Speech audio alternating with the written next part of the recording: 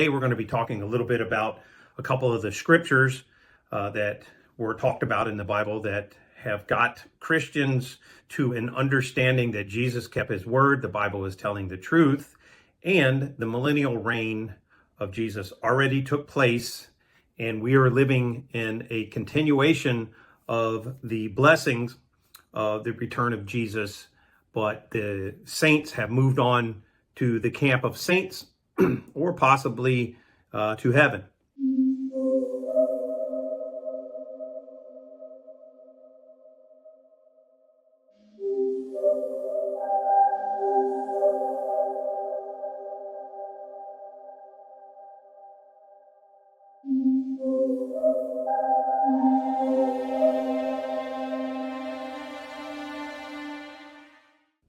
But that does not change the promises that were given, according to the Bible, to the Christians. We are living through what we call Satan's short season for whatever legalities took place amongst the council in heaven. And there is a heavenly council that meets. We read about this heavenly council, and evidently it is the place where principalities were decided to be assigned to different places on earth to judge over them before they fell and turned and did not keep their rightful estates. They are the place that makes decisions for the angels. It's almost like the governing body of heaven. So we don't know a whole lot about that because we have never been there. We only have certain things we can read about it to make an understanding. It is a conclusion of ours that somewhere along the line, there are legalities, there are laws or things set forth about this universe, this place we live here, and the governing bodies, and why Satan and the angels are judged the way they're judged, why Satan has been released again for a time. There is some kind of laws, some kind of justice system that is taking place, I believe, that was probably known and is now hidden from mankind so that we can't know with a clear decision-making process why Satan was released, why the things occur in our life the way they are, why we even get here, why we're born into these bodies, why we die. There is a legal system. Perhaps some speculate that we pre-existed, our souls existed. Perhaps we were another heavenly being. Our souls existed in a different realm and we were part of the fallen. Or whenever the rebellion took place, we did not make a decision, whatever the case may be. We're born to this earth, and then we're given from this place called the Hall of Souls in the Bible, called the Guff. And we arrive here, and then we are now given a choice, given a free choice who we will follow. Somehow God has chosen us, and we either accept or not accept the message and salvation of Christ. And there are people who reject Christ and they continue in their rebellion, and from what we understand, then they receive their just rewards in the end for not accepting the God of the Bible, for not accepting the pathway, not accepting their decisions, whether it be past existence in the soul form or in the present form in this life, and choosing to rebel. And ultimately, they're really choosing the side of the rebellion, or Lucifer, or Satan. So let's look at a couple scriptures here. Like I say, I have not heard in my entire life a scholar who can prove any of that. It is speculation, whether you get angry at it or you feel you have a more correct version of the stories to figure out. You must understand your relevance of coming to those conclusions are based mostly off of information provided you from a time and a place you were not at. You did not personally sit there. You didn't hear it. You didn't create it. So try to curb your enthusiasm to push your point unless you know for a fact, because none of this really changes the gospel or the scripture in a way in which salvation occurs. We're all trying to piece together some of this cloudy, hidden stuff during Satan's great deception going on now and the information that's been taken from us. So let's move on here. The reason Christians are drawing the conclusion of the millennial reign is from a couple of scriptures like this. It says in Revelation, "And I saw seats, and they that sat upon them, and judgment was given unto them. And I saw the souls of them that were beheaded for the witness of Jesus, and for the word of God, and which had not worshipped the beast, which most of us believe is Nero, neither his image, neither had taken his mark upon their foreheads or their hands. And they lived and reigned with Christ 1,000 years. So in Matthew 16:27, we read, for the Son of Man is going to come in his Father's glory with his angels, and then he will reward each person according to what they have done. Truly, I tell you, some of you standing here will not taste death before they see the Son of Man coming in his kingdom. Now, if Jesus is talking to the people right in front of him, and he says, surely you standing here will not die before you see the Son of Man returning. You have to take and do a lot of mental gymnastics to jump rope and do backflips 2,000 years later and make the events about today. Our conclusion is Satan failed at his attempts at world governance and rule. Jesus defeated him when he returned and after the cross. So what we are living through now is Satan's deception, and he is recreating the events of those days in an attempt, this time as he's been released, to see if he can fulfill his one world government and create his new world order without any Christians and in complete control, get rid of anybody who believes in God and make himself God, and give Jesus no reason to return to this place, to establish any other forever reign or destroy it or whatever might take place. He's trying to give God no reason to care about this place anymore. That is just a theory about why we see any correlation now to any events. It's to get Christians to sit back, do nothing, think it's the end time, allow Satan to do every imaginable evil thing, and especially to take over our countries, to sit back and be a watcher. How many times have you heard that term from the sports fan type of Christian who believes that just like sitting and watching sports and not participating in life and being cozy or thinking I'm just going to go vote every 4 years, that their job is to read scriptures in their comfortable house with the heat running or the air conditioning and sit back and watch the news and let events take place. Let's move on. So in Matthew 24, it says, truly I tell you, this generation will certainly not pass away until all these things have happened. That sounds like right then. Truly, in Mark 13, truly I tell you, this generation certainly will not pass away until all these things have happened. In Luke 21, truly I tell you, this generation certainly not pass away until all things have happened. Revelation 22, look, I am coming soon, soon. Blessed is the one who keeps the words of the prophecy written in the scroll. Revelation 22, 12, look, I am coming soon. My reward is with me, and I will give to each person according to what he has done. Revelation 20:20. He who testifies to these things says, yes, I am coming soon. Amen. Return, Lord Jesus.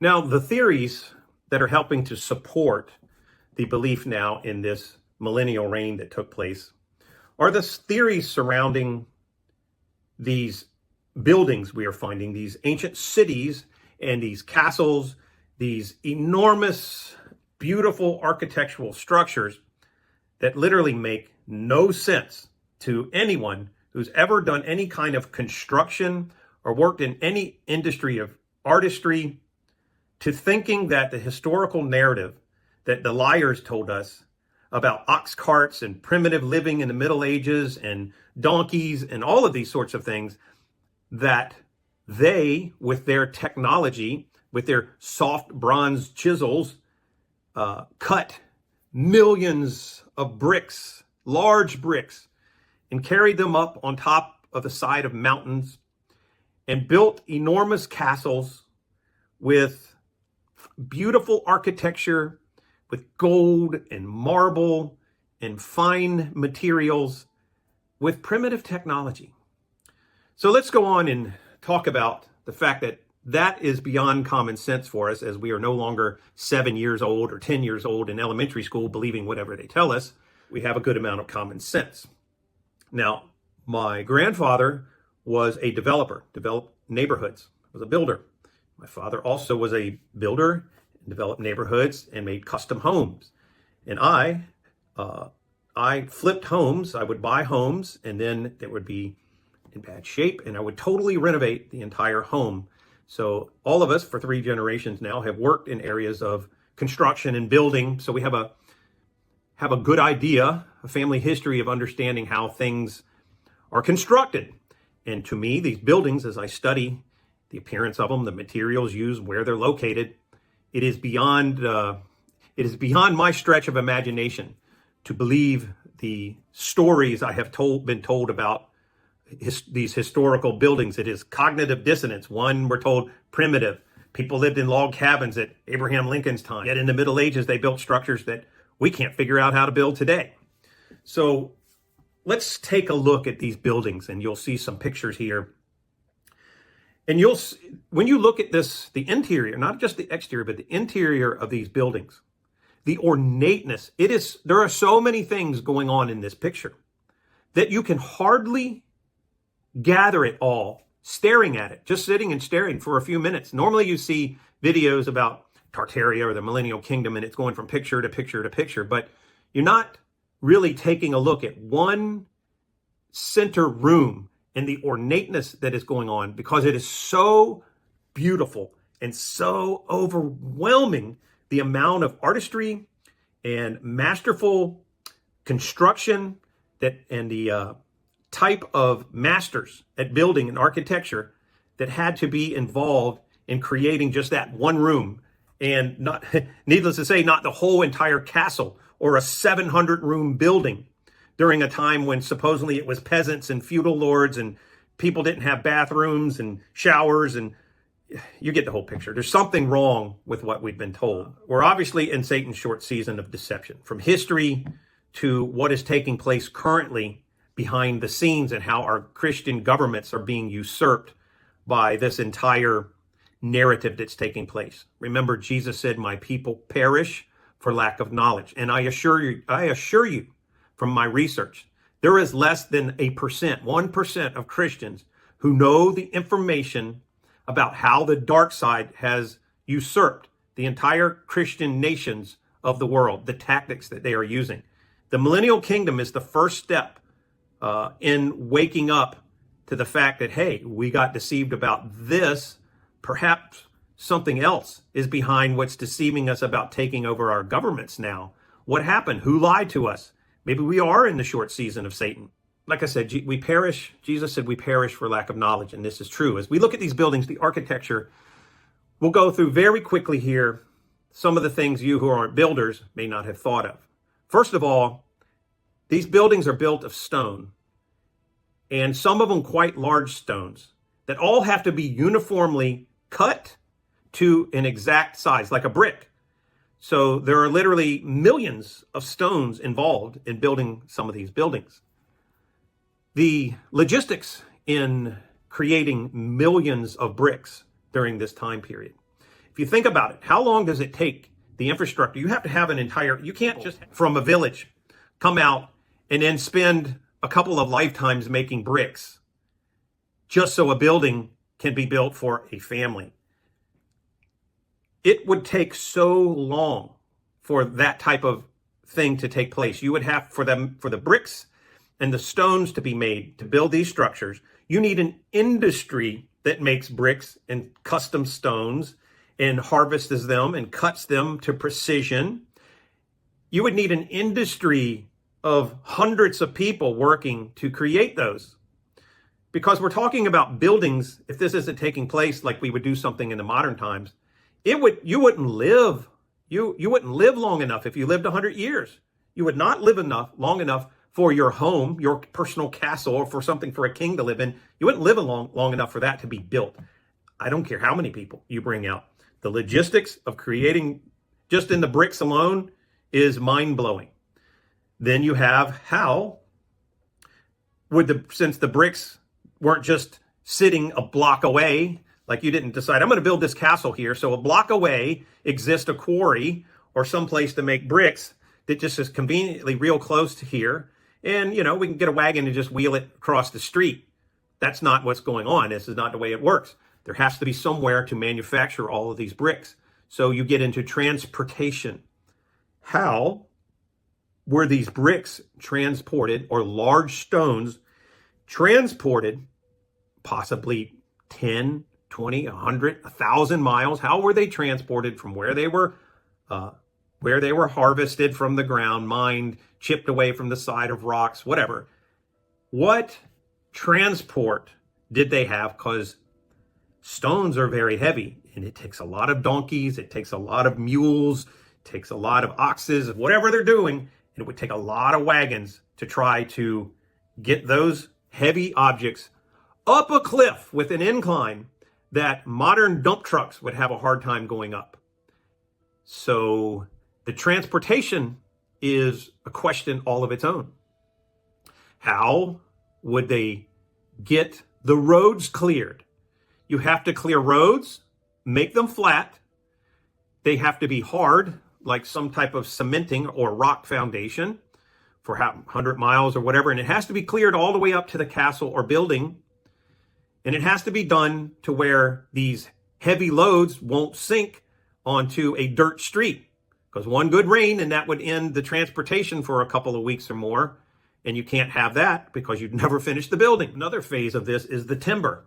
There are timber used, not primitive, like we build structures today where everything's a square. The most simpleton math and construction ability of doing construction there is the square, the building using a square or a triangle. That's most of the places we live right now. That's the construction. We live in a square building with a triangle on top. They built things, castles, story upon story, with columns and archways. The archway in some of these structures is getting into math and construction that makes the average carpenter's life a nightmare because of the precision involved in constructing it, in the bending of the wood, in the creating of multiple stories on top of it, the creating of the perfection within it, and the aesthetics within all of that. That goes beyond the advancement of structures and the cost. They must have been living in a time when money was no object, because no matter what time, if it was slaves, you'd have to buy a lot of slaves. But then how do you turn slaves into master carpenters? I don't see that happening. A person doesn't live long enough to master that level of skill multiplied by thousands of people, whether it's stonework or woodwork or becoming artist or metalwork. So you run into problems with that. You're looking at someone has to live for hundreds of years, perhaps. That's starting to make more sense as to the artistry, and they have to have advanced mindset. They have to have advanced knowledge of how to do things, almost a heavenly brain, in order to construct and imagine these things. So moving on from the archways and the pillars, we get into the artistry of the material, the trim work, be it gold. So someone has to mine the gold or mine whatever metal it is from a certain area. So you have to have an industry that's mining tons of metal. And then you have to smelt it, you have to create it, you have to mix it precisely to create certain types of blends so that it'll bend, it won't just break, so that it's thin. That is an entire industry of itself. We're not talking about a few people from a village finding enough ore or something to make a sword. We're talking about a multi-story building that is laid out with tons and tons of the most ornate gold or metal inlay and structures and wrappings that you can imagine.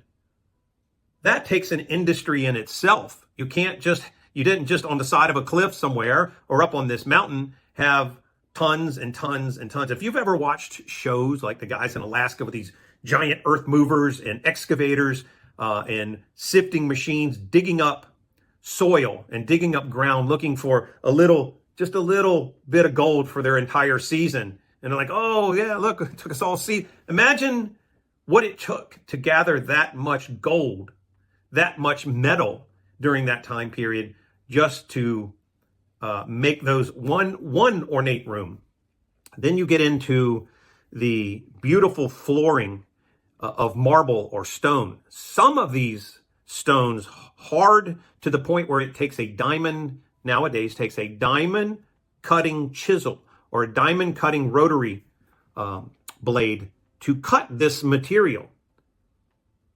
They weren't cutting those stones, especially these slabs. Say you have a 4x8 slab of marble or a 4x8 sheet of flooring material that's maybe 2 inches thick by 4 foot by 8 foot.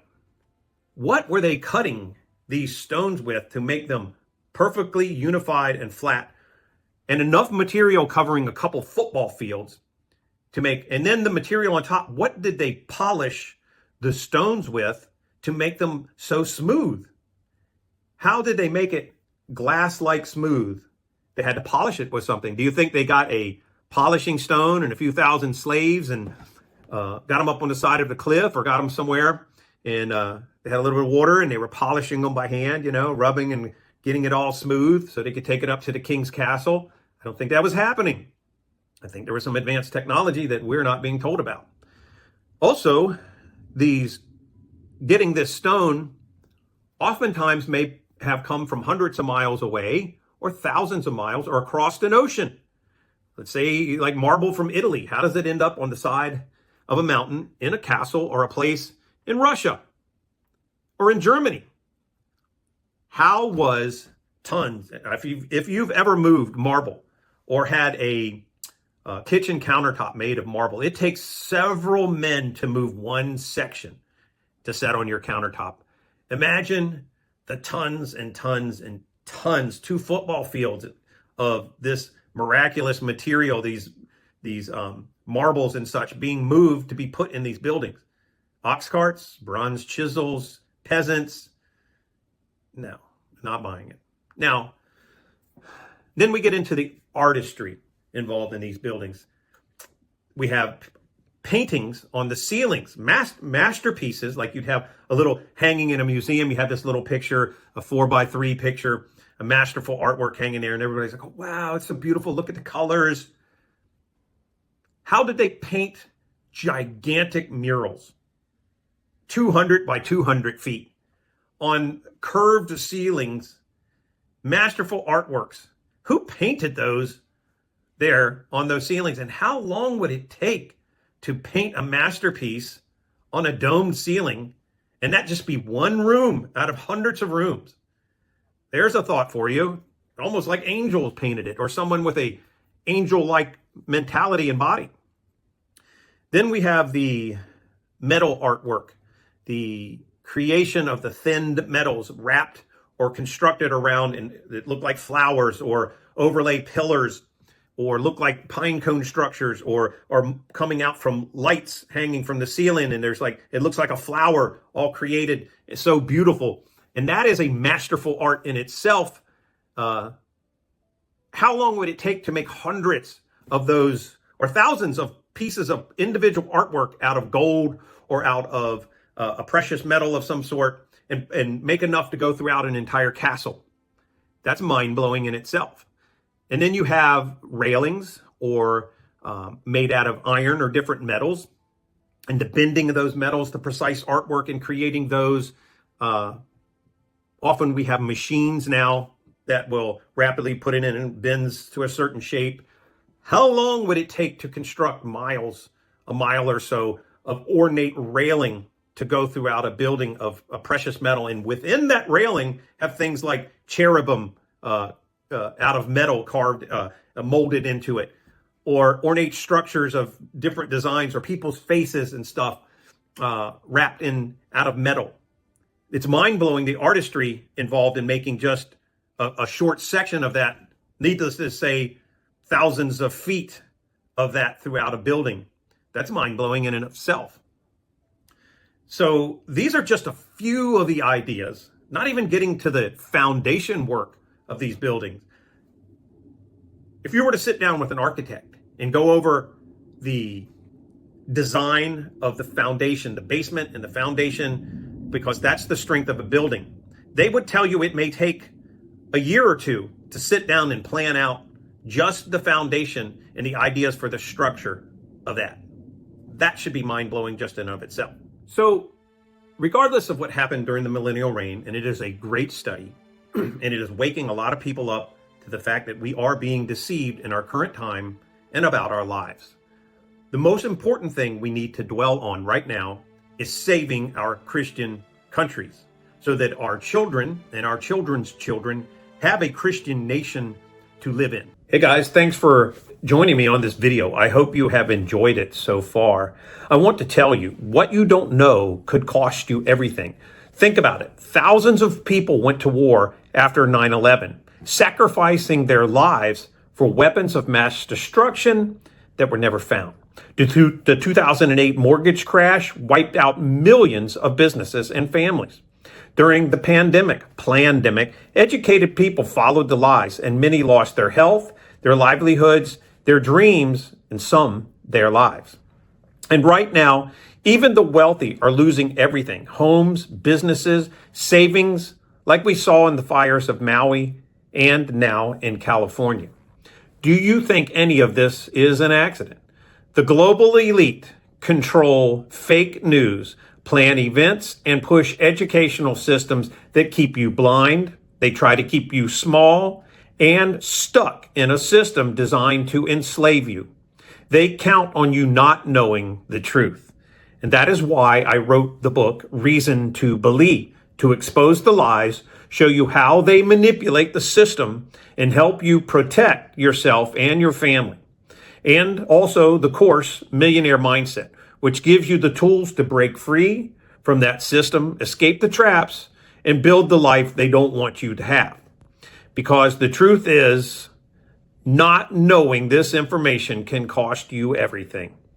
But understanding it's 1,000 times more valuable in prevention and return. Visit my locals community at locals.com as well. You'll find all of this in the description. You can grab the books. You can sign up for the newsletters. So don't wait till it's too late. Learn what's really going on. Protect yourself and protect your family and your future today. And I'll see you on the next video. You'll find a link to all of this in the description below. Thank you.